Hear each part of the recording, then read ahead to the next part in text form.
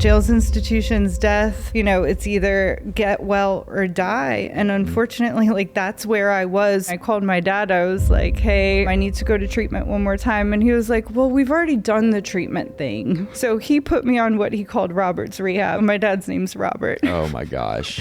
And Robert's rehab was that he followed me around. He later on told me that Robert's rehab wasn't supposed to get me to stop using. It was because he knew I was going to die soon and he wanted to spend my last days with me.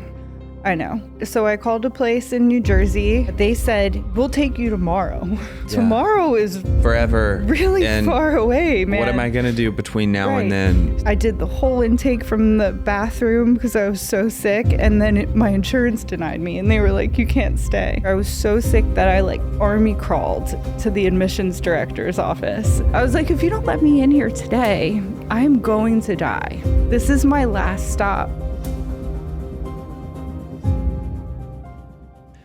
This is Rooted Recovery Stories. I'm Patrick Custer, your host, and so glad to be back here with you all and my guest and friend, Liz Perrett.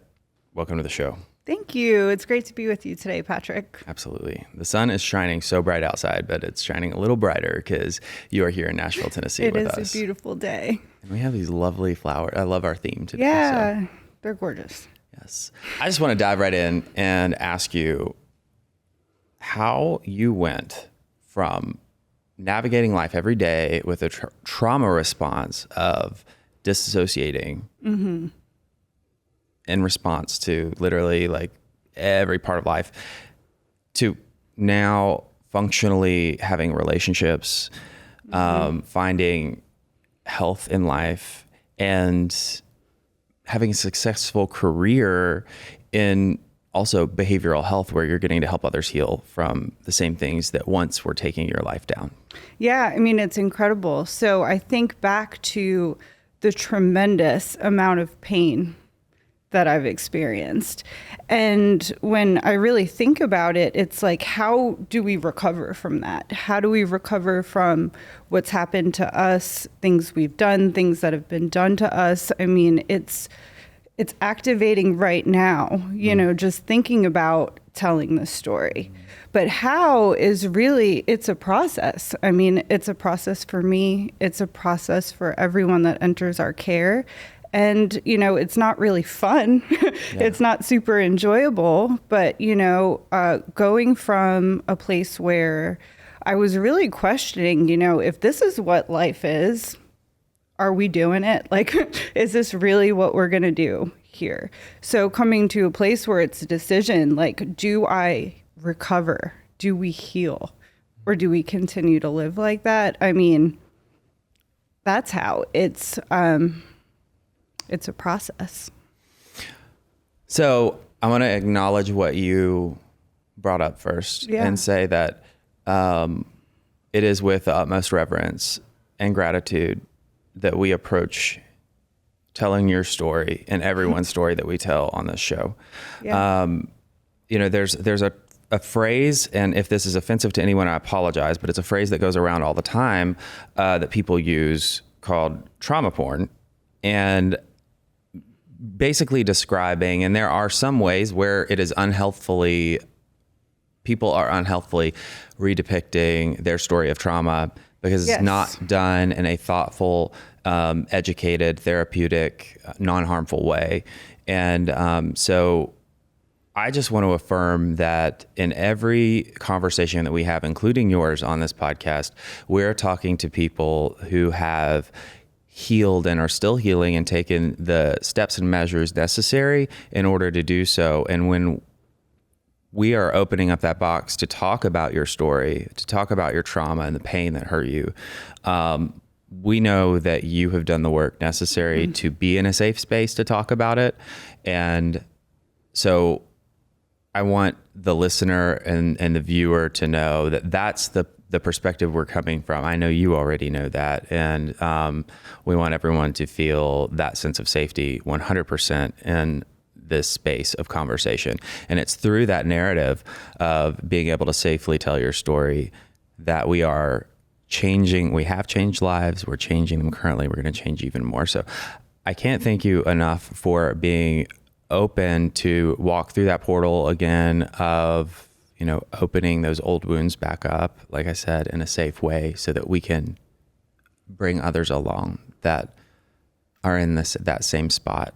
Yeah, that's a beautiful way to put it. And it's approaching the story from an evolved perspective. Yes. And a perspective of forgiveness, which we'll touch on for sure, because it's such a part of my story that it's for me just as much as it's for anyone else. But the safety of it is knowing that, okay, I can feel a trauma response. I can feel it in my nervous system. Hands are a little shaky, a little bit sweaty, starting to feel anxious, and know that I am safe. It might feel unsafe briefly, but having the skills to be able to regulate that through the nervous system does help. I mean, it helps get grounded, and then it's not like compartmentalizing, but I can view it from 10,000 feet rather than in it, because it's not happening right now.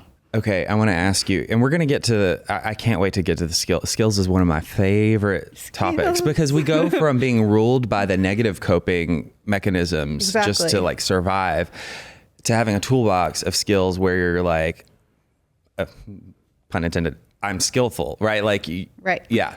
So you talked about what you're feeling right now, and that even though those symptoms are still there, manifesting, you've got tools and how you're responding.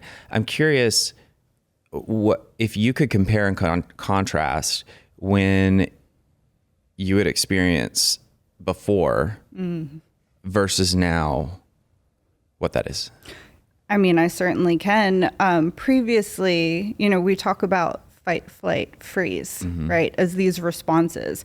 So for the listener who doesn't know, I mean, self-explanatory, but again, just could you give us an example of what? Yeah, what for sure. So are? When we're faced with an extremely emotional situation that's too big to be able to handle, our nervous system goes into survival mode. Okay, so we can do one of four things. We can, be fine, which I don't know about you, but like for me, that wasn't really the best option, but some people can handle it. For me, fight is go at it head on. Flight is get out as quick as possible. And freeze is what happens when you can't do any of the above. Okay.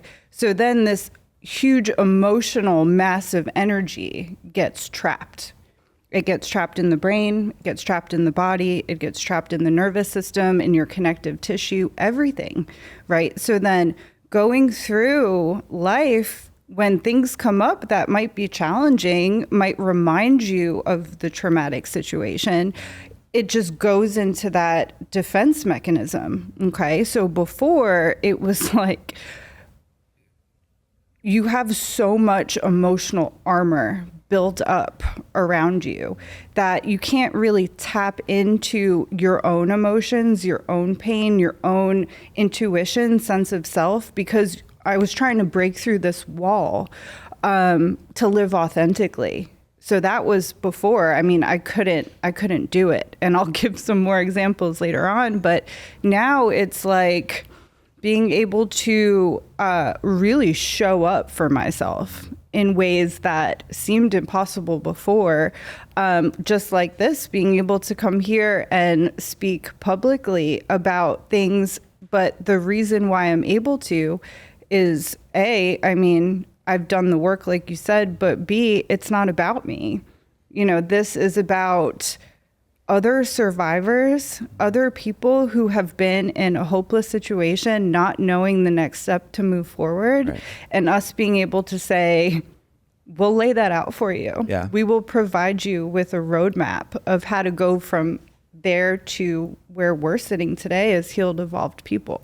And it's such a gift too, that like being able to transmit that once you've received it, because it's so life-changing and life-saving. So let's dig into that point in time. How would you describe that earliest period where you remember pain writing on your hard drive. Yeah, absolutely. So I grew up in New Jersey, close to the beach. I grew up an hour from Manhattan, an hour from Philly, and an hour from Atlantic City. So I was How did you escape that accent? Oh, well, when I start calling my mom and we start talking, or if I'm really mad. Okay. But my husband is very Southern too. So and I've lived in Nashville previously for about 10 years. Yeah. So it kind of smoothed it over. Okay. But yeah, grew up at the Jersey Shore. I had a very wonderful upbringing. And that's kind of another point we'll talk about is the duality, right? Where there are these two things that can both exist at the same time. And it's that I was very cultured as a kid. I was very, I don't want to toot my own horn, but kind of a gifted child to where like I was exposed to more than my little kid brain could process or really understand. Like 10 years old, I was going, so my father is super into music. So I grew up going to see like all the 90s rock bands, right? So going to see like Green Day. Wow. So just as an example, like I saw Billy Joe's, private areas as a child because on stage for the whole world to see. But things like that. And then I went to see Rent, which is a wonderful play. I don't know if you've ever seen it, but it's about drugs, the AIDS epidemic, homelessness. So all of these very adult concepts, are being thrown at me as a kid. And it was kind of like, you have to get straight A's. I learned from a young age so my dad paid me for my grades. Okay. So if I got A's, I got paid. If I got anything lower than a B, I didn't get money. So I learned whatever. I mean, I had to earn what I had. So I had these two like concepts of a real high achiever and then this real like punk rock and roll lifestyle. Yeah. And I'm like, okay, that's confusing. But as a smaller child, I think it was around 4 or 5. Okay. So I go to my mom and I said, I made some allegations about a family member who was apparently touching me inappropriately. And I told my mom about it. I don't have a memory of this, but this was, recanted to me later on. Yeah. So I told my mom and then they had a family meeting. Okay. So in the family meeting, they decided I made it up. And it was never brought up again. I still was raised with this individual. I grew up with this individual. I lived with them when I went to college. Like it was weird. So, yeah. When was it so you say you don't remember, but this was retold to you. At what point do you remember it being relayed to you that this... Well, I'll pause right there to tell you that I do have one memory. Okay. And it's one memory of, those 80s boom boxes with the cassette tape player. Yeah. I remember being a kid and going up and pressing play because I wanted to rock out. And instead I heard my voice telling my mom the story. So she had recorded me. So I listened to it and I was like, oh, okay. That's what this is. And then... Is that how you found out and then you asked about it? Or was it vice versa? Well, no. I mean, I had like little bits and pieces of memories, but nothing that added up to sexual abuse. Okay. And that recording was a little bit and a little piece that in EMDR therapy, brain spotting therapy later on, I was able to put some of the pieces together. Wow. Yeah. And around that time was when my first like eating disorder behaviors started coming up, like 5 years old. 5 years old. So another 80s reference, like they had this Formica table with hollow legs. Okay. And I used to shove the food down the hollow leg. Wow. I'm laughing because this is the evolved version of me that can laugh about this. But it's messed up. And every night, I should also mention my mother had twins right after me. So I have 2 sisters, they're twins. They took over my place in the center of the universe. And then I had to kind of assimilate to that. But I would wake my mom up every night and say, I'm going to throw up. crying. I'm going to throw up because I had so much anxiety to where like that emotion of not understanding what was going on with me, what I was being exposed to. And, you know, my parents are the coolest people. If you ever get a chance to meet them, but they are like ruthless as well. So have you ever seen the show Curb Your Enthusiasm? I've seen with clips, Larry David. but... So it's brutal. It's just brutal where there's nothing that's not fair game to rip someone apart about. Okay. It's like brutal truth and honesty. Like if I put on a couple pounds, it's pointed out, like whatever it is, you know, everything's fair game. So, my mom, as I'm sick, like in the bathroom every single night, she painted this amazing mural on the wall of like a beach scene in detail. That's how many nights she stayed up with me when I was sick as a child with that anxiety. So just to paint a little picture of what, you know, my home life was like. Right. And again, the duality, this loving, nurturing mom who would do anything to protect us and take care of us, except really face the truth maybe about what was happening. And then also just that rough, like reactive energy that I lived with as well.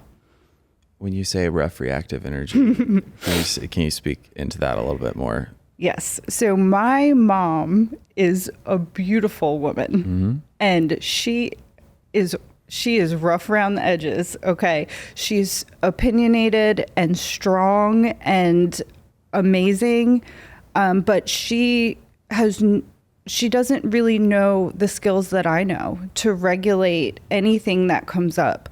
So she's very, swayed by politics, by events happening to the point where she takes on everything and is very reactive in nature. She also has a little bit of a mouth on her. She wouldn't be mad if I said that because it's true, but it's true. I mean, she had said some hurtful things in the heat of the moment as, when I was a child, because she had me and these two little babies and all hell broke loose, you know, for her. So there's a lot to deal with. I mean, I don't hold it against her, but it was an invalidating home environment. Okay. You know, especially since I came to them. I said, this big thing happened. You know, what do we do about that? Nothing. I think it's interesting that you bring up the term invalidating home environment. As the minute that you say that, I think that there are certain levels that so many of us, including myself, are like, raising my metaphorical hand, me too, you know? And you've already talked about the situation where you tried to tell your truth. With the anxiety presenting itself, the eating disorder, how did things progress, and what did you do? What did your parents do? We continued to live. We continued on. We carried on. So throughout my life, I was very into music, played a bunch of instruments, very into ballet. I wound up going to a pretty exclusive dance program where I did ballet 5 days a week in high school. So it was like a performing arts high school. My school uniform was like a black leotard and pink tights, and that's what we wore every day. Even to math class, we were just like, you know. Oh, wow. Yeah. I mean, that was it. So it was, you know, it was all pretty much out there. And I was pretty high achieving, but at the same time, I was very fearful of my own emotions. Okay. So having a hard time really relating to other people, really understanding how to have a genuine connection with my friends and people. So I started hanging out with people who were smoking weed, drinking, partying a lot on the weekends. And then it spilled over kind of into the weekday. And yeah, I still had this standard of get good grades. I had to maintain a GPA to stay in this program. My parents were very strict when I was in high school. Like, I was home at 5 p.m. for dinner and I didn't go out after, period. Okay. So I start hanging out with these people, and one of them had an older brother. Okay. So this is major trauma too that we're getting into. So older brother, probably almost 30, like, you can picture some of those adults that should not be hanging out with high school kids. Like, that's the situation. Yep. All right. So they were doing harder drugs that, you know, I hadn't really dabbled in hard drugs too much. I think maybe I did coke like once or twice, but we were all at a party, and this older brother had a female friend who was kind of, she seemed harmless enough. And again, the same pattern of like me thinking, I'm mature. Look how smart I am. I'm making good decisions. Like, I leaned into these people for that night. We were hanging out. And then the next thing I know, she pulled me into a car, brought me to this older gentleman's house where more abuse happened, may have been a camera involved. I was 15 years old. Okay. And I was injected with opioids at that time. So apologies to mom and dad who might not know this story if they watch that. But yeah, that's really how my downward spiral began. Okay. And how old were you? 15. Oh my God. Yeah. So that happened that night. You know, she came to get me another couple times, driving in like his fancy sports cars. There was lots of money involved, lots of drugs involved. And I just like, I remember getting home and I looked in the mirror and I was like, this is what my life is now. Because I went from this, you know, kind of on the outskirts. Like, I hung out with the musicians and the metal kids and the artsy kids that were a little rough around the edges too. But, you know, I was a good kid. Right. I want to ask you here, because in the most respectful way possible, anybody who's gone through major abuse, especially in similar to this, is like, this needs no explanation. But, you know, we've got a wide range of audience members. And for those who don't know and might be asking the question, so where was your insight, if any, at the time where, you know, you're going from recreational drug use and felt like you were, you know, like a normal teenager, maybe? I don't know if you felt like that or not, but it kind of sounds like before it went to the hard stuff. You cross over a theoretical threshold. Right. And you're describing some of the things that happened. Before you got to that place of you just described and you were like, I guess this is what my life is. Before that, as things are taking place, do you remember any moment, like a window happening where you had a little bit of clarity and thinking, things are shifting and this is happening to me? Or did you feel, are you able to like articulate that transition and what was going through your mind? You know what? It's interesting because when that happened to me as a small child, it planted a seed of self-hatred. It planted a seed of distrust of my own intuition. So like, I knew something wasn't right. I told my family and they kind of disregarded that. So then I'm like, okay, well, it planted this seed of, I guess that's what I'm here for, in a sense. And then just growing up in a world where, like in the early 2000s, talk about just this exploitative sexuality of disrespectful to women, like American Pie, Scary Movie 2. Like, think about what the messaging was of media. And then, so it was, what I described was a very drastic transition, but it had been building up slowly over time underneath the surface. And I'll tell you, unfortunately, there's a feeling that happens when you're injected with heroin, and it's like numb. It numbs from the neck down any possible bad emotion, fear, anxiety. anything, it's gone. That's why people do it, unfortunately, but it's also not a sustainable solution. Right. But yes, I mean, obviously I knew that, okay, this probably might not end well, but that feeling of freedom from like the constant mental noise and the, fitting in and just the pressures of being in high school. I went for it. And then, well, no, that's what I was curious. Like that, what you're describing is like, so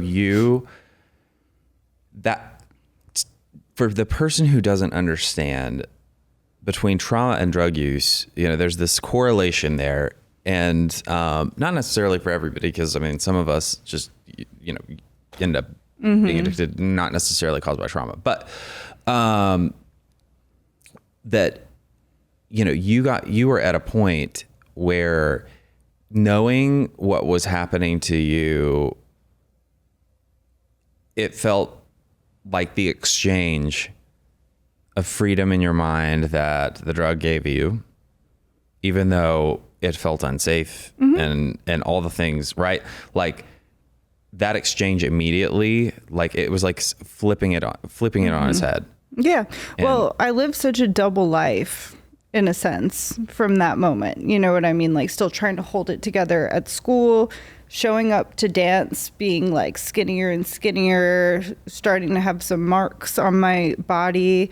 I think back to being a small child and like a huge monumental, I mean, it might sound silly now, but when Kurt Cobain killed himself, he died by suicide, was one of the only times I saw my dad cry as a kid. I remember because he was so into that genre of music. Like I remember walking upstairs and he's sitting at the kitchen table, like crying. I'm like, what happened? Kurt Cobain died by suicide. I'm like, oh, okay. So what is that? And then looking into that and being like, okay. So it's like, I had this like, and he was obviously a heroin abuser.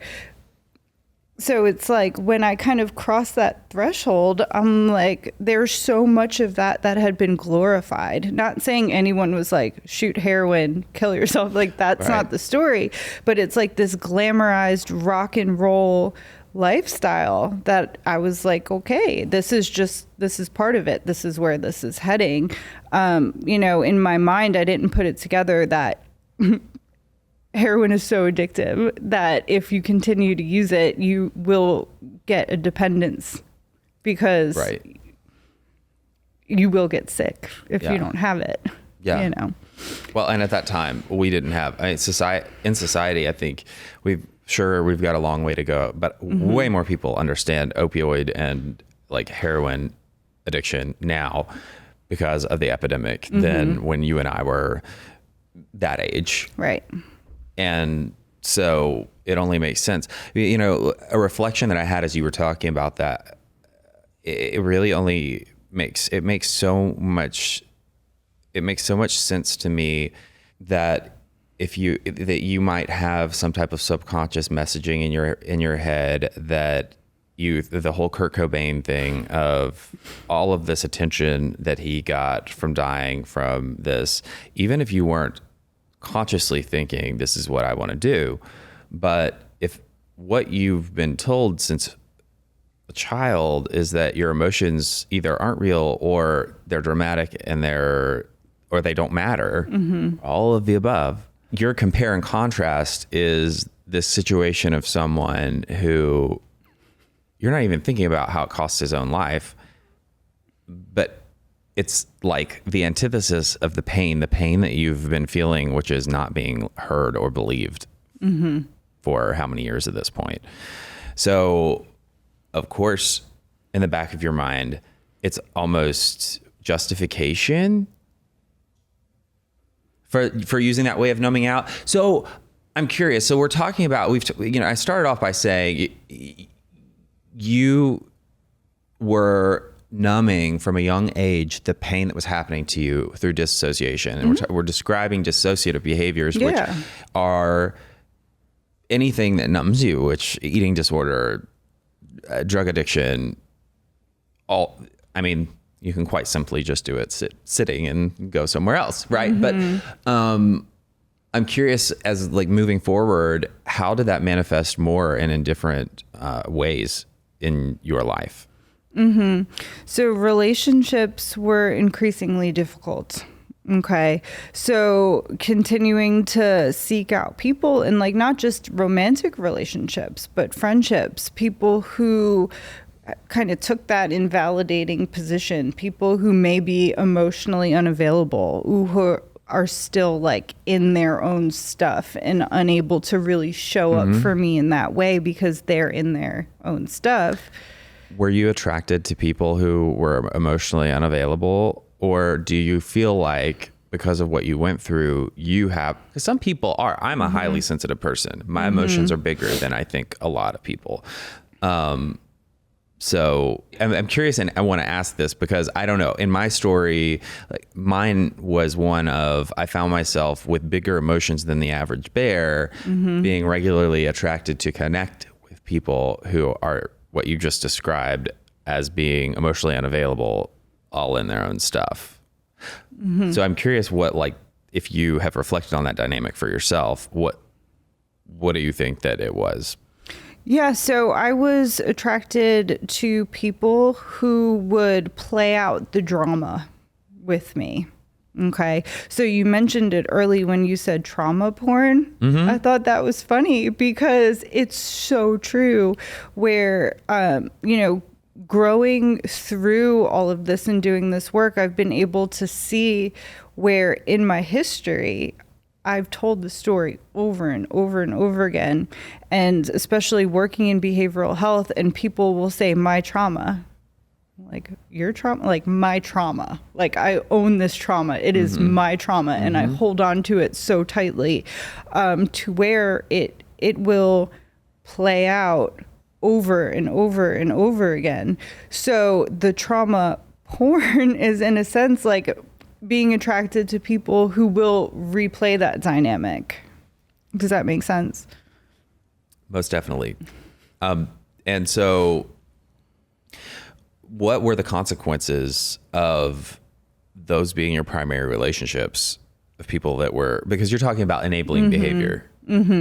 Yeah, like constantly feeling triggered, constantly feeling that I was in fight or flight, like everything was at the surface, not really being able to connect with myself in any way. And in those relationships, I was so codependent to the point where, it's like if you're even breathing or thinking about doing something that doesn't involve me, or if I'm not the center of your every thought, then we've got a problem, and just inability to be an individual where I would take on the characteristics of the people that I was around. I would be like, are you my identity? Are you my identity? Because I just felt like such an empty void to where, I really needed people to fill in information. And another thing I'll say is that going through trauma like that, to where during an event where I experienced trauma, I was given such a large dose of drugs, I don't remember any of it.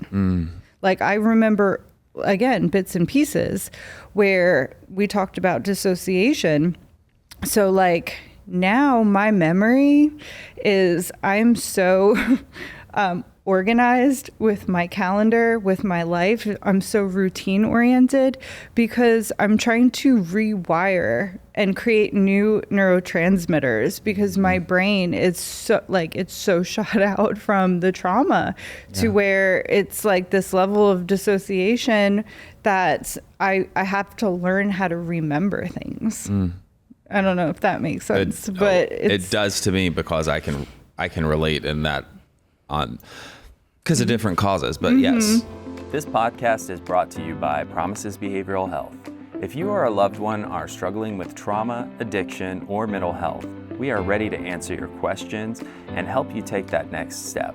Call our admission center at 888-648-4098 or visit us online at www.promises.com. Our team is ready and waiting to answer the call for help. Moving through your timeline progression, what, like, where did everything lead to next? What happened? Yeah. So I went to treatments when I was 16. So this whole run at first did not last very long, okay, because I had very strict parents, like I said. My school caught on, they caught on, and I went to treatments, like residential treatments in high school, which was so embarrassing, like being pulled out of high school. And my school, like, we didn't have drug addicts. Really? Back then. Like, no, I mean, you heard here and there that people use drugs from time to time, but you never heard like, oh, this person went to treatments because they're an addict. So I was the first that I know of. And, you know, I went to treatment. Do you have any trauma? No, I don't have trauma. In my mind, like I said, like I took responsibility for that. Like I felt like I chose it, where, you know, now I know that I wasn't able to consent to any of that because A, I was a child, B, I was drugged. And it wasn't until therapy many years later that I'm like, oh, okay, so I was sexually assaulted. Oh, okay, so that changed the paradigm. Like I could like release some of that responsibility. So went to treatment. I had so many lifetimes of like different careers. I went to school for recording music. I worked in recording studios in Manhattan, worked with some really cool people. And, you know, I was just still so sick with the trauma. And then the eating disorder behaviors were really bad. And that went hand in hand with the substance use. And, you know, I went to... Well, when you say you were still so sick, so did you start using again at this point that we're talking about? Oh, absolutely. Okay. So I did 4 treatment centers that were solely focused on substance abuse that... I mean, they asked me if I had trauma. I said no, and that was the end of the conversation. I was never diagnosed with a co-occurring disorder. I was never even diagnosed with an eating disorder because to me, I mean, it was normal behavior. Ballerina, we had Diet Coke and green apples and smoked cigarettes, and that was our food. So, you know, I finally, like, was not able to work in recording studios, and it's not even like I was reeling in the big bucks. Okay, it was an intern. Yeah. So I like set up mics and stuff. But I lost my apartment in New York, and because I had a roommate who was a close friend, and she was younger, and her mom is a good family friend, and they were like, you gotta go with this. Yeah. So you were being a bad influence on the. Well, no, it was just disruptive because like. I was living in New York City and I was hanging out with like the crust punks that have like the packs and the dogs, and I would bring them all over to the apartment and they had fleas, and it was just it was not a good situation. Yeah. And when I had the apartment, like I would hang out with them and they'd hold the sign on the side of the road and I'd sit with them and like act like it was fun. Like it was a joke. Wait, describe. I nodded and said yes, but I don't actually know what a crust punk is. Yeah, so it's basically like someone who travels, and they're unhoused individuals, sometimes by choice, sometimes not, and a lot of them are addicted to drugs, and you know, they're on the side of the road with the sign and tattooed faces, and yeah, that's what we called them back then. Okay. So they were my friends. And then when, you know, I got so kindly asked to leave the apartment, I went and I hung out with them, and I was like, I don't know where to go, because I knew I could always go home. Like my parents were not going to kick me out. They would rather barricade the door so I can't leave. Yeah. Which may or may not have helped, but yeah, they showed me where to sleep. So I only made it a couple nights out there. And when I called my dad, I was like, hey, I'm coming back. I need to go to treatment one more time. And he was like, well, we've already done the treatment thing. I don't really know that that's what you need. Just come on home. So he put me on what he called Robert's rehab. So my dad's name's Robert. Oh my gosh. And Robert's rehab was that he followed me around for 2 weeks. Right. And he worked like in not Manhattan, but a suburb type city on the Jersey Shore, and would bring me to work with him. And it was so easy to get whatever I needed right there. Oh. So he later on told me that Robert's rehab wasn't supposed to get me to stop using. It was because he knew I was going to die soon. And he wanted to spend my last days with me. I know. So one morning he came down, and it was like the worst position you can find your daughter in. I was just about overdose, but just enough to like get up. And I was like, can we please try treatment again? And he goes, all right, well, let's start calling places. We'll give it one more shot. So I called a place in New Jersey, and they said, we'll take you tomorrow. We'll have a bed tomorrow. So like when you're in that position, tomorrow is forever, really far away, man. What am I going to do between now and then? So I remember, and like this was one of the first times that I ever said an honest prayer, because I'm super not religious. But I remember being like, God, if you're there, like, please keep me in this house till tomorrow. And I remember I was sick in the bathroom the whole night. I stayed in the house. Next morning, 5 a.m., my mom's throwing crap in a suitcase like, we're going. We get there, and I did the whole intake from the bathroom because I was so sick. And then my insurance denied me, and they were like, you can't stay.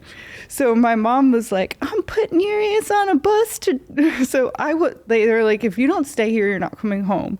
So I remember I was so sick that I like army crawled to the admissions director's office, and I was like, I'm gonna die.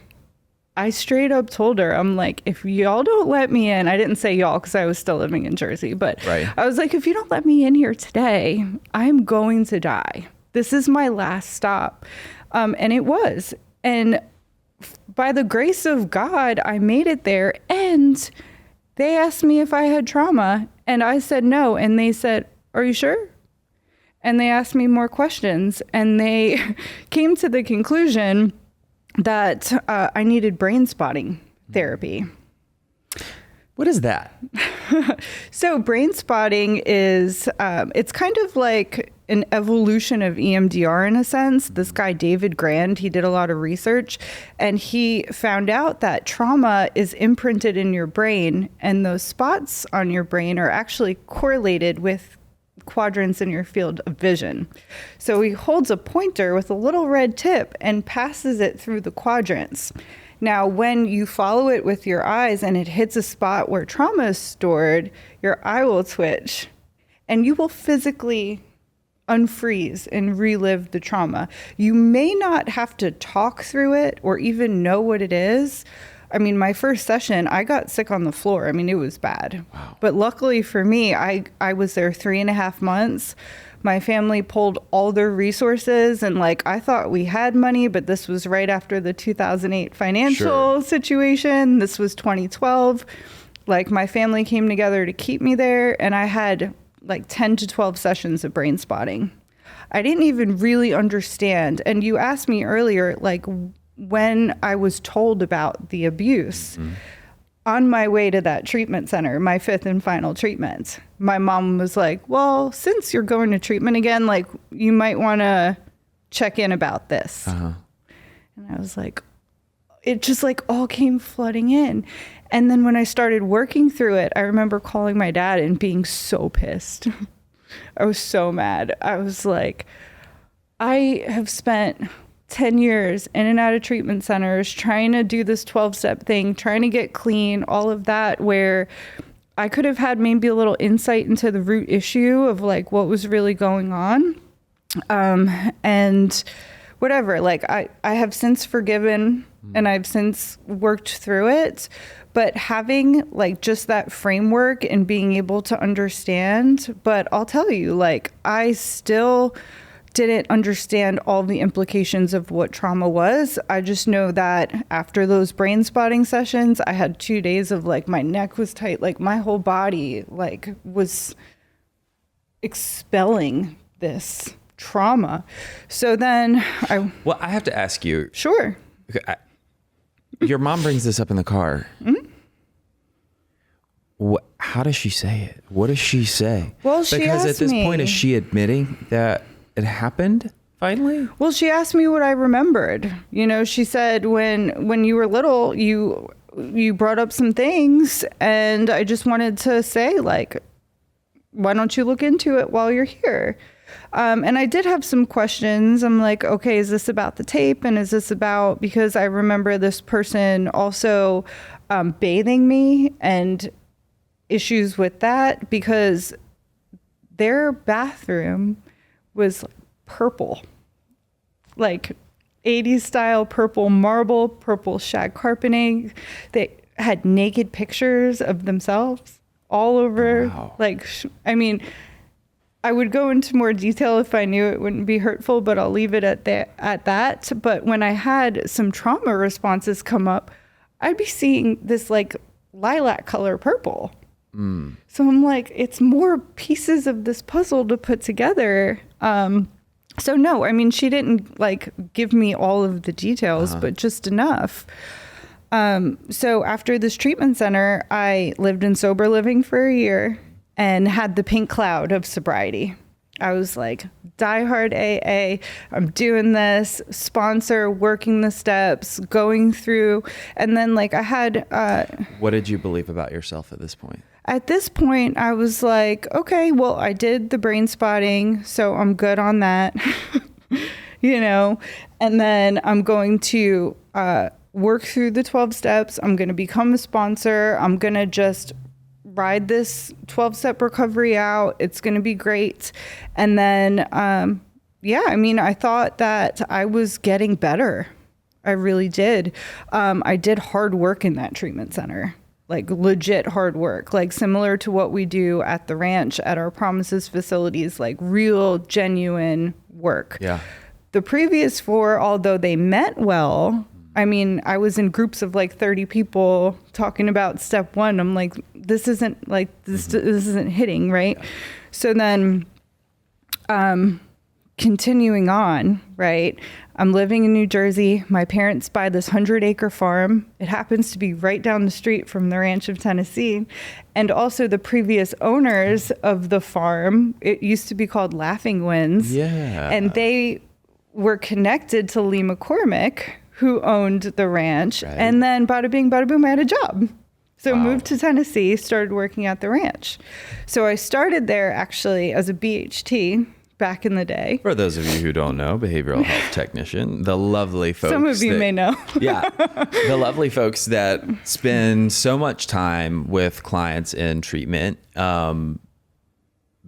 doing everything, you know, one-on-one. I say one-on-one, not necessarily one-on-one, but like it's, yeah, there's the BHTs are, I think, underrated in many regards. The best. Yes, the best.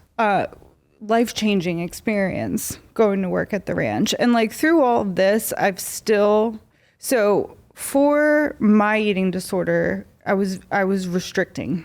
Okay. So restricting to a point where I cannot feel my body because I'm still like, when you get hungry and past that point, it's a form of dissociation to where like I felt like a floating head. Like I didn't want to go in any of this. You know, I had therapy off and on, but I was working at the ranch and we had an amazing therapist back then.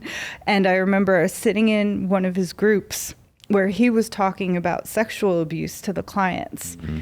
And I was sitting in the back row and there was a therapist sitting next to me. And all of a sudden I woke up and I was squeezing her hand so hard that I was like, what just happened to me? Because I never experienced that level of dissociation because I was doing it for myself in a sense, right? Mm-hmm. So then I'm in this group at work, I'm on the clock, I've got all of these people to take care of, and I went to my friend at the time who we worked together. I was like, I have to tell you what just happened. And she's like, well, do you have any trauma? I'm like, well, back when I was in treatment like 3 years ago, they told me that we did brains. And she's like, you need to go here. So she gave me the information for a place where I can go and continue my trauma therapy. And thank God for that, because, you know, at the ranch and at NorthStar Clinical Services, we do treat substance abuse. It may be a symptom of underlying trauma, underlying emotional issues, mental health disorders. We very, very rarely see someone who just has substance use disorder, right? So I go and I start this process of trauma therapy at multiple years of stopping my substance abuse, right? So then, it was really hard. It was way harder when I didn't have the capacity to numb it because I wasn't using, right? I want to ask you there because I feel like in the interviewer's seat, I'm always playing devil's advocate in some way, shape, or form, thinking of the question of the naysayer, right?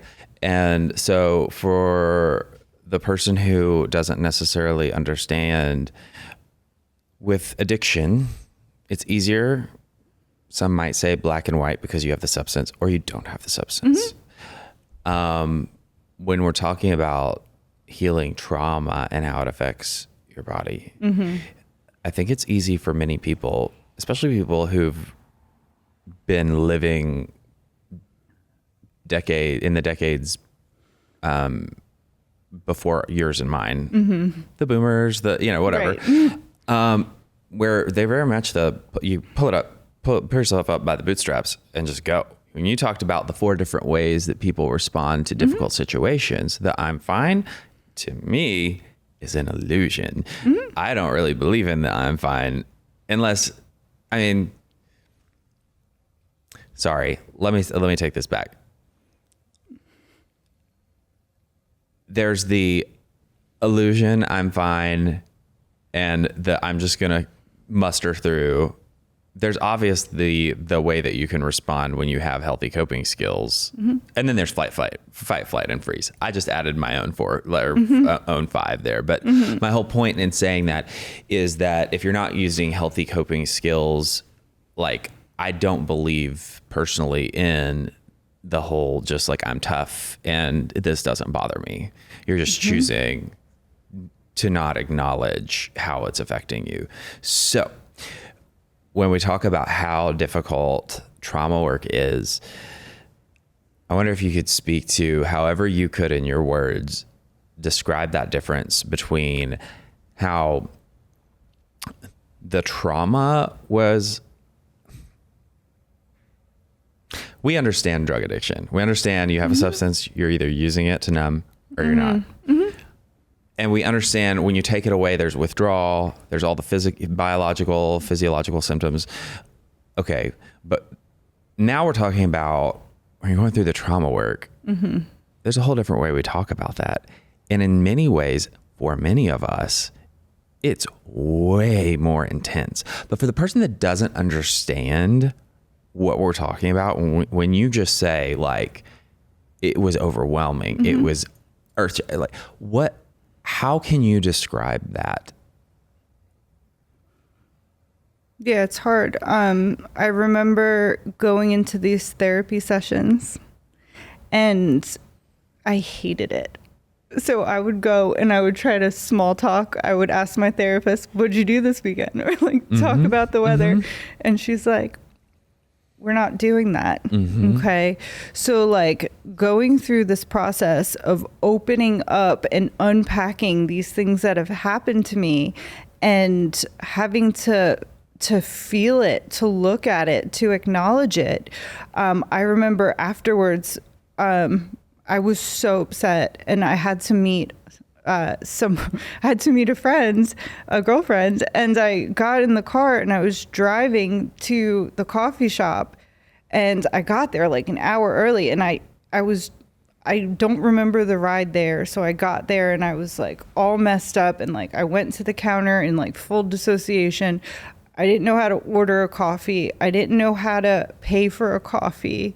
And then I was just so distraught. And then going to work, where I had to work with people who were dealing with these same issues, like this parallel process, I would compartmentalize to where I'm like, I'm going to work for 8 hours, 10 hours, whatever it is. I'm going to show up as strong as I can for these people.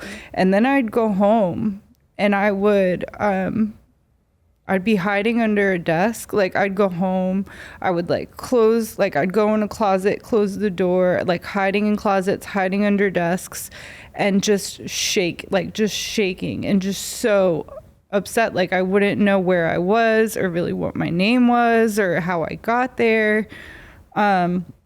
And it sucked. Like it sucked so bad. And then, you know, going through this was like, I mean, yeah, I glamorized suicide in a sense when I was growing up in like rock and roll and like didn't understand the weight of it. But when I'll tell you, like, I was suicidal going through this because that's the only way I could put into words the amount of pain I was feeling. That's the only way, was like, I don't know if I'm going to do this anymore, you know? So going through this process, I mean, I had stopped using for many, many years at this point. Yeah. And I'm like, okay, so, again, like, what are we going to do here? Mm-hmm. Right? So yeah, mental health recovery and trauma recovery is different in a sense of where you have to learn to trust yourself again. Mm-hmm. Because hearing those messages as a kid and saying like, okay, this happened, no, it didn't, you know, I'm broken because I don't know what happened to me. Apparently it's fine. And then the same thing again at 15 of like, this is fine. I mean, I don't like what, you know, and then learning, it's like, okay, I need to learn how to like rewire my brain and my nervous system to be able to sustain through these episodes. Right. I need to learn how to trust my intuition, trust my inner self, my higher self, my guidance to be able to help me through these situations. Right. Because as much as I have so much reverence and love for the 12-step community, like doing step 4 and step 5 of like writing down this trauma and trying to explain to someone who didn't get a master's degree in counseling or trained in EMDR, unfortunately, they didn't know how to help me through those moments. Right. So like there were parts where that work was re-traumatizing to me in a sense where I had to really, and you know, everyone has their own path to walk, but for me, I had to do that work with a licensed clinician who was bound by HIPAA confidentiality, who could really walk me through that. Yep. So to me, like that was the major difference. And it's like, I have community support. I have all of that. That's great. Yeah.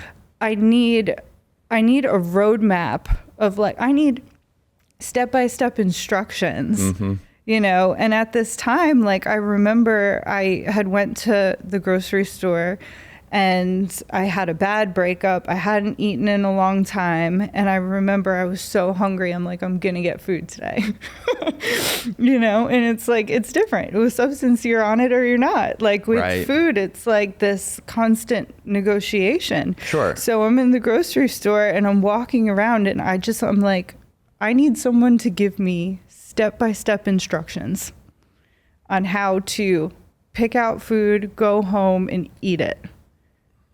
It's just that simple. Like things like these major pieces of emotion regulation. Cause like if you're not eating and taking care of your body, nourishing your body, I was mental, you know, sorry to say it like of that, course. But yeah, I was really having a hard time. Going from that space of not eating to I think what you're describing, because there's so many different types of restricting, and I think you're describing just like one period of yours. Like there was the period where you've got like your food rules. Yeah. Of where you're the ballet girl. At this point, you're just like, what day am I, like, this is a day that I'm going to try and eat. But like, we're talking about a level of restricting where it's gone so far. Yeah. And I think that's so hard for so many people to comprehend, because because that's a bit of my story as well. Yeah. And, I mean, when you think about all the options of how you could eat, it's exhausting to think, am I going to cook? Because then you've got to figure out what ingredients you need, which is just that much longer staring at food, second guessing whether or not you actually need it. Then you're having to smell it, then you're cooking. And why would you cook for just yourself? But then you're going to buy some. I mean, like the stuff that people that don't struggle with this don't understand is like, these questions feel like actual mountains that you cannot surpass. Okay, so Thanksgiving dinner, hardest day of my life. Buffets, restaurants, menus, anywhere where there's lots of options, where I'm like, so even to this day, if you were like, hey Liz, let's go get food after this, I'd be like, where are we going? I need to pull up the menu and I need to know. I need to know, because for me, it's like, you know, it was a major issue, and I'm light years better than I was.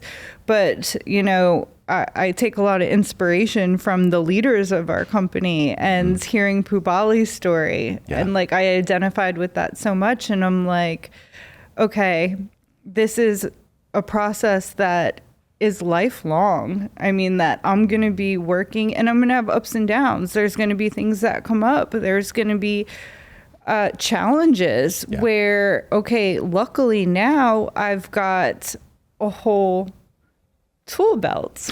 Right. I want to, before we get into the tools, I want to talk about one thing real quick. You were talking about how the periods of, like, as you were describing that period that was so difficult of your trauma treatment, and you would have these cycles where it was just like you were, you know, verging on suicidality and things like that. Just really quick. So you're talking about cycles that were happening regardless. This wasn't a result of choosing to work on your trauma, right? Like, the trauma work itself was helping, yes? Or what? Because I just wanted to make it clear, just for the person who's got the trauma and questioning out there, I want them to understand as well, the trauma work isn't easy. It is hard, but you were describing these cycles of like trauma triggers that were already taking place. Yeah. And you were trying to like triage through therapy, the therapeutic process, all of those things. And so, because we're using so many words that you and I are used to from working in the field, I just kind of wanted to like clarify that a little bit for the listener that, again, maybe hasn't said, I need help. And this is, you know, their eyes are starting to open for the first time. You know, healing isn't easy, but it is so worth it, because if you don't heal, those cycles are just going to get worse, just like active addiction. So as you were able to identify through brain spotting the trauma, the goal there, right, is to reprocess how you respond to the trauma, and then find tools to help regulate your emotions when that happens, and live successfully happy life, right?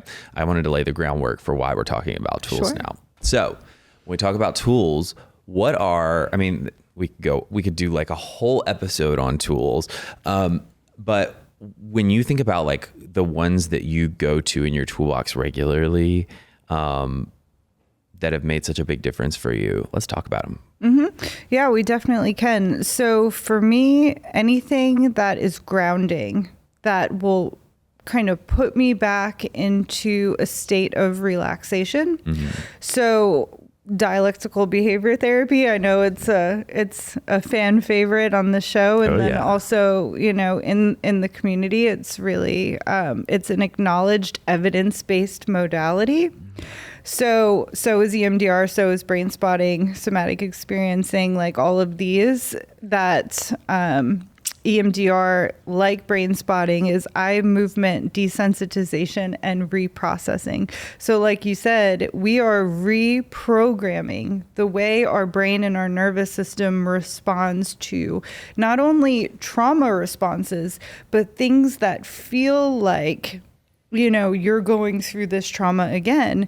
And to comment on what you said earlier, that like, yes, this work is hard. I mean, it is, but I wouldn't trade it for anything else, because the alternative was, and it sounds dramatic, but we say in 12-step communities, like jails, institutions, death, you know, it's either get well or die. And unfortunately, like that's where I was with almost a decade sober. Right. Okay. Was get well or die. Right.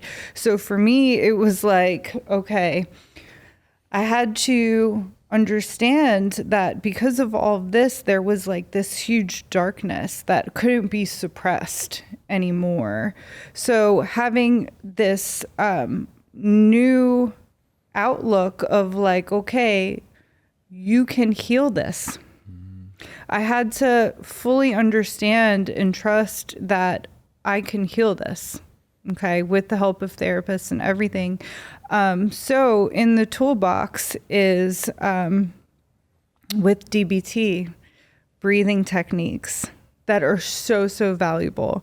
So we do a lot of DBT at NorthStar as well, where we're working with clients to learn how to regulate the nervous system. So when a trigger comes up or an emotional disturbance or something, like there's this immediate reaction to numb it in some way. You know, we talk about technology addiction, we talk about gambling addiction, we talk about the Tinder addiction, the swiping, like all of these ways to numb this feeling. Okay, but what happens if you look deeply within it? What happens? That's scary. But what happens if you do it? Right. Is the thing. It's like, okay, well, if I start to feel like, say I've got an event coming up and I start to feel self-doubt or that like old worthless feeling, or like maybe you're not good enough for this. And then I'm like, okay, hold on. Let me just take a pause, take a deep breath. And for me, it's the first indication of that disturbance. So knowing what it is physiologically, whether it's that sweaty palm or that first indication of anxiety, noticing it and How pausing. did you get to a place where you like started catching yourself? Like what was it that made it possible for you to observe those and come to the real being grounded in that moment and realizing, okay, I'm experiencing the sweaty palms? A really good therapist, because that D of desensitization, I mean, it works for a reason, because when that trauma is stored in your brain and in your body, like it's still there. It's this massive accumulation of emotional energy that's just trapped in there. Yeah. And then when you're able to actually, with a therapist, I did this in EMDR, where you can go and rewrite the ending of the memory, where instead of being assaulted, you can say like, I'm sorry, I'm leaving, or whatever it is, you make another decision, or you come in and you support your inner child in those moments and you protect them, and, you know, you can rewrite the ending. And it's never in the past if it's not resolved. It's always in the now. That's it's good. Never in the past. It's always in the now, because when you're feeling it and it's unfreezing, like it's now. If I'm having a conflict with my husband and I think that there's something like massively wrong, but really this is decades old. I gotta say that again. It's never in the past if it's not resolved. Yeah. It's now. Oh, 100%. And that's the thing. It's like acknowledging that whatever is happening internally, where I'm like, okay, DBT, notice the emotion, name the emotion. Does check the facts? Does the emotion fit the facts of what's going on? For me, I take it one step further. And like what I tell our clients is anytime I'm hanging out with them, it's the advanced class. Because, we have an amazing staff and our clinicians are great with substance abuse. And then I come in and like dump all of this, this other stuff. But I'm like, okay, so you feel anger. Where in your body do you feel angry? Like say there's a check-in and it's like, okay, well, can you identify like what is the first indicator of that anger? Okay. And what else I've come to learn is that all of these emotions have frequencies. Okay? Yeah, they do. So like they have a tonality, they have a vibration. So like joy, gratitude, happiness, that's a high vibrating emotion. But those lower vibrations of jealousy, that's a low one. Sadness, anger, grief, despair. What if instead of numbing it or suppressing it further, you notice it and breathe and have your breath match the vibration of that emotion and let it go, let it the F go. What if? And then what if you were able to take the vibration or the feeling of forgiveness and wrap that emotion in self-love and self-forgiveness and ask yourself, I'm feeling just lost right now. I'm feeling so sad and lost. What is this emotion trying to ask me for? What does it need? Really, what does it need? Do I need someone to say, I see you? Earlier, when you talked about going up to that 20,000, 30,000 foot view, you were talking about this process. 100%. Yes. This process. And I knew we were going to get to it where you have that ability where the symptoms you're experiencing aren't controlling you. You literally are saying, no, okay, I will see you. I will hear you. I'm going to stop ignoring you. Because they're only going to scream louder the more we try and disassociate and ignore. Yeah.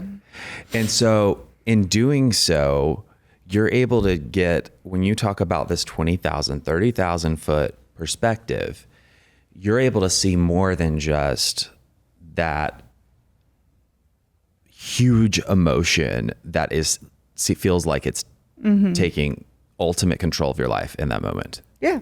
And it is all about the present moment, right? And that's why I love DBT's intersection with Buddhist principles. Yes. We talk about this a lot because it all vibes together. Why? Because in this present moment, what you and I are doing right now, the only thing that matters is spreading this message of hope that anyone listening, because although I might be smart and fabulous, I still am just a person who went through horrible things that chose a means of recovery, right? Y'all can do it too. So to say like this transformation is available to everyone, I mean, it's not an understatement, it's a reality. Right. Anyone can have it. And I think that there's different pieces of the puzzle for everyone. Like for some people, medication management is a piece. Like that's not a piece of my puzzle, but we support that. But first it's like, okay, there's a lot of issues when psychiatrists or whomever, like, I'll see you for 15 minutes. Now you've got all of these medications and we're not going to really work through the real issue of you've got this like trapped trauma that's creating these symptoms. You know what I mean? So yeah, it is an evolved way to look at it. And it's like, okay, you have to go through pain to get there, but it's not like a straight shot. There's ups, there's downs, there's left turns, right turns, whatever. But for me, like the most important thing is the decision. Like, well, I want to ask you about two. Sure. because I have like 2 categories in my mind. Okay. What's the most important thing to start? Mm-hmm. And what's the most important thing to carry you through the process? Mm-hmm. Yeah. First, the most important thing is to let yourself off the hook. It's huge. And a lot of my previous treatment centers were like, what's your part? Look at your part. Like, find that. And I'm like, I know my part. Like, I know my part. And I prayed for that. And like, for me, it still was bubbling under the surface, right? So it's this unconscious tape that plays, and then it pops up in relationships, work, like through all of these different areas. So like, instead of that harsh introspection that I had been doing for many years, and like, I don't disregard that process. It's a huge, powerful process. But for me, having so much trauma, I had to be like, okay, I'm going to forgive myself. Mm-hmm. Like, I'm letting myself off the hook. So what would that look like? And it's not just letting myself off the hook of like letting those people take me, or, you know, not doing things the normal way that most people would do them, or like whatever it looks like.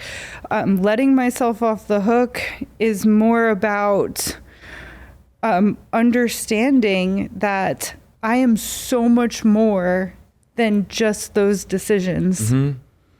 That I'm so much more like whatever I'm feeling in that moment, that I'm taking responsibility for, whatever it looks like. That is one little tiny piece of like this whole being, mm-hmm. right? So what would it look like if I just forgave myself? And what would it look like? What you're talking about is, because I want to say that in a different way. Mm-hmm. Because what you were just saying is that you had perceived your whole past as an order of mistakes. Yes. Oh, 100%. That culminated in unworthiness. Mm-hmm. So when you say let myself off the hook, you're saying I'm letting go of the narrative that all those decisions equate to my value and belonging in this world. Yeah. So what would it look like if, and the visual that I use for this, I'm huge into visualization. Me too. I do it with the clients. It's a great tool. It's like I'm on the dock and there's a boat that's about to leave. Mm. And I put any of the infinite possibilities where my life could have ended up if I had made one other decision or done one thing differently. I put all of those infinite possibilities on the boat and I say goodbye. Because what I'm doing right now, and it's like growing up, I thought I was going to be big, like Jay-Z big, like I was going to do big things. And me too. Right. But look, like I'm doing big things because it just doesn't look like what you thought it was. I'm sharing my heart and with people who I can help. So like, what's bigger than that? So like, for me, there are finite, and I'm stealing this from my yoga teacher, but there are finite opportunities in this lifetime. There's only a certain amount of time until it's over. Okay. So when I get all up in my crap, like I remember, and this might sound morbid, but we're all going to die. Yeah. So it's like taking that perspective of like, okay, you got a couple years left of your 30s. Yeah. You know, like in a day-to-day, like in a real practical sense of the word, how am I going to use this time to make the most impact? And for that, I have to be the most healed version of myself to show up and do what I do. 1000%. I love the metaphor or the letting go meditation practice that you just described about putting all of what you could have or should have done on a boat and sending it off and saying goodbye. I say practice because I already know the answer to this. But if you had to put a number, how many times would you say you've sent that boat off into the yonder? Well, I mean, many. That's my point, is that for the again, I coming at this from a perspective of somebody who's hearing these things for the first time and thinking that there's a fix or a cure.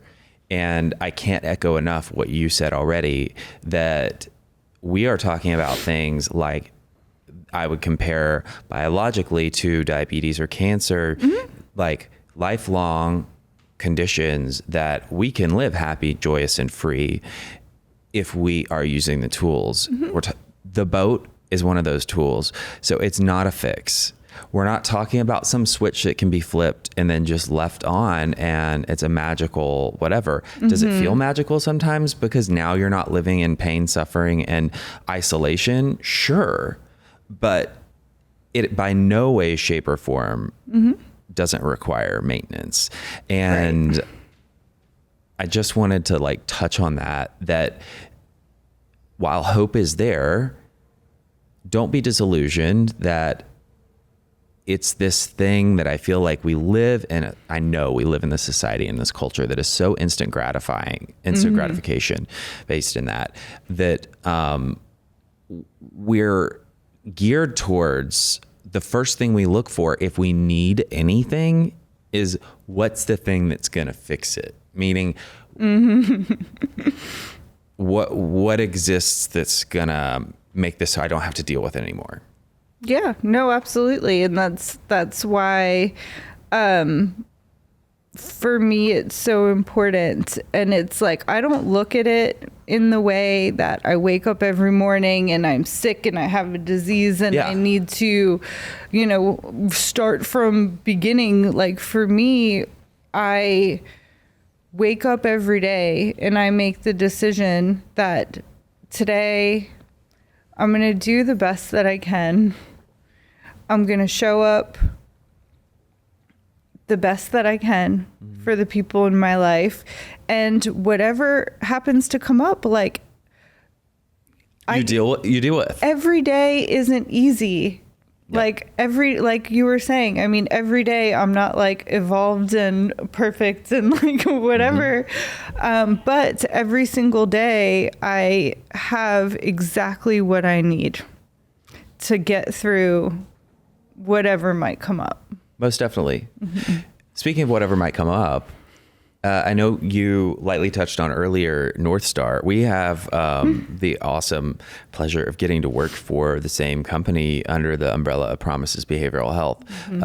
You have been leading the ship at this wonderful program that we have called NorthStar in North Carolina. Tell me a little bit more about how you're getting to change lives there and what NorthStar, what does NorthStar look like? NorthStar is so amazing. So using the same clinical curriculum as the Ranch in Tennessee and Promises Behavioral Health, we are looking at an individual as a whole person.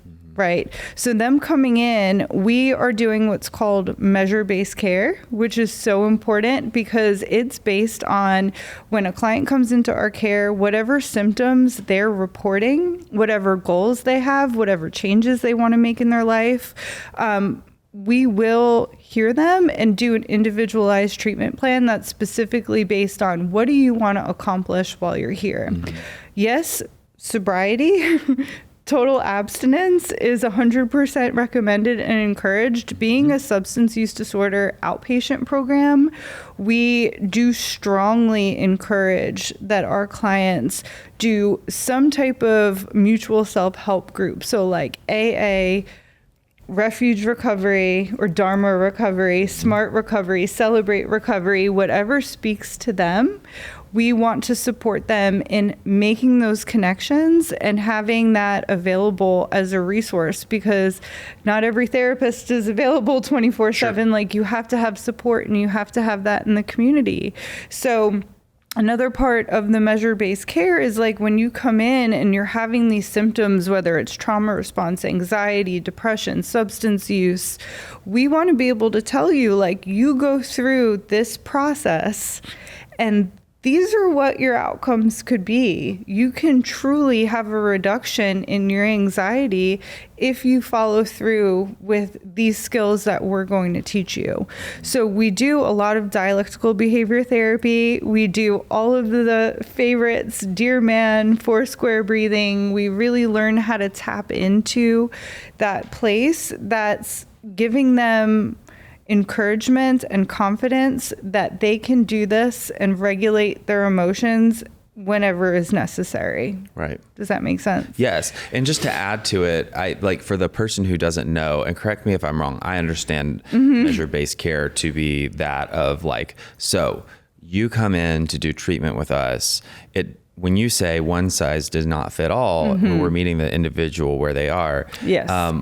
We're measuring and giving them this is where you could be if you do this program with us, meaning John is going to look different than Craig, that looks different than, based on what they are coming in with. So we're looking at them as the individual saying, this is what we see the measure of your potential growth and healing if you do treatment with us, rather than a basket of you are one of 32 and, you're all going to go through the same exact stuff. And hopefully you're going to be, and you're all hearing the same spiel. We're truly talking about specifically like what are your things? Because if you don't have any goalposts at all, I don't know. I do a lot better as a person if I'm given some type of this is what your potential is and what we're shooting for next. And so that's one of the reasons why I love what we're talking about with measure-based care, because it gives people hope, in my opinion. Yes. Rather than just this like cookie cutter stuff. Yeah, well, that's exactly right. Say they went to 4 treatment centers and we're running out of hope. And it's the same, like, say you've got cancer and you are going to have an operation, and based on what stage you're in, the progression of your cancer, typically the doctors can say, here's the prognosis. This is what we feel your outcome will be if you have the surgery. They could even give you like a percentage, right? You have a 65% chance of recovery from this. So like before, all of that was in the substance abuse treatment. It was just a narrative. It was anecdotal. If you come in, you got a shot, right? And I saw that with so many relapses and reoccurrence and recidivism of people needing treatment over and over and over again. Well, let's kind of narrow it down. So when clients come in on the front end, it's like, what is your history looked like? Do you have trauma? No. Are you sure? Yeah. Right? We're going to ask a few more questions to go a little bit deeper. We are going to look at co-occurring disorders. And so all of the assessments that they get when they come in are repeated on a weekly basis, some at admission, some at discharge, some more frequently, because we want to be able to show you, like, look, you are improving. All of these interventions that you're doing on a daily basis, like whether it's, I'm going into a grocery store, I know I'm probably going to have a panic attack, so I'm going to do Foursquare breathing, I'm going to do 5, 4, 3, 2, 1. I'm going to do all of these skills so I can regulate my own emotions. I know I can make better decisions for whatever it is I have to face. I love that you brought that up, because I just want to reflect on this just for 1 second. So it's taking the perspective and helping the individual shift it from, whether you're talking about specifically just like the mental health approach, like somebody who struggles with panic attacks only, going to it and having one for whatever unknown reason at the grocery store, or maybe you have a panic attack because you see alcohol and alcohol was your thing. Absolutely. Okay, either reason, but you go to the grocery store, you use your skill, you re-regulate yourself, and after the fact, instead of being in a shame spiral because of the fact that you had the panic attack, now you're equipped with the ability to look at it and say, I'm able to measure my success based on what I did when the storm happened. I found peace within rather than like drowning because I freaked out and just didn't do anything that I knew that I could. So I love that analogy so much. It's been something that's been so useful to me as well.